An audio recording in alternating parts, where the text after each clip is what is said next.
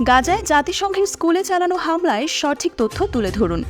যুক্তরাষ্ট্র গাজায় জাতিসংঘ পরিচালিত স্কুলে ইসরায়েলের চালানো ভয়াবহ হামলার বিষয়ে জানতে তেল আবিবের সঙ্গে ঘনিষ্ঠ যোগাযোগ রাখছে ওয়াশিংটন।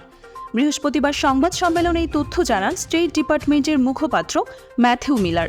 খবর আল জাজিরার। সংবাদ সম্মেলনে মিলার আরও বলেন, যুক্তরাষ্ট্র আশা করছে এই হামলার বিষয়ে জনগণের কাছে সঠিক তথ্য তুলে ধরবে ইসরায়েল। এই বিষয়ে তারা পুরোপুরি স্বচ্ছ থাকবে বলেও আশা করেন তিনি। বলেন, ইসরায়েল সরকার জানিয়েছে তারা এই হামলা সম্পর্কে আরও তথ্য প্রকাশ করবে। এই হামলায় যারা মারা গেছে তাদের নামও জানাবে তারা।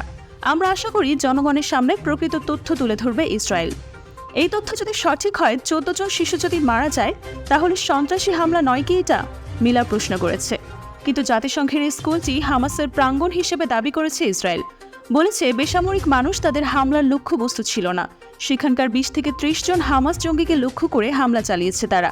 মিলার বলেছেন, কিন্তু 14 জন শিশুর মারা যাওয়ার ঘটনা সত্য হলে বুঝতে হবে তথ্য গোপন করা হয়েছে। বৃহস্পতিবার ইসরায়েলের চালানো ওই হামলায় অন্তত 40 জন ফিলিস্তিনি নিহত হয়। ইসরায়েলি বাহিনীর এক বিবৃতিতে বলা হয়েছে, নুসাইরাত এলাকায় ফিলিস্তিনি শরণার্থীদের জন্য জাতিসংঘের ত্রাণ ও কর্মবিষয়ক সংস্থা পরিচালিত স্কুলে হামলা চালানো হয়েছে। ওই স্কুলটি হামাসের প্রাঙ্গণ হিসেবে ব্যবহৃত হয়ে আসছিল।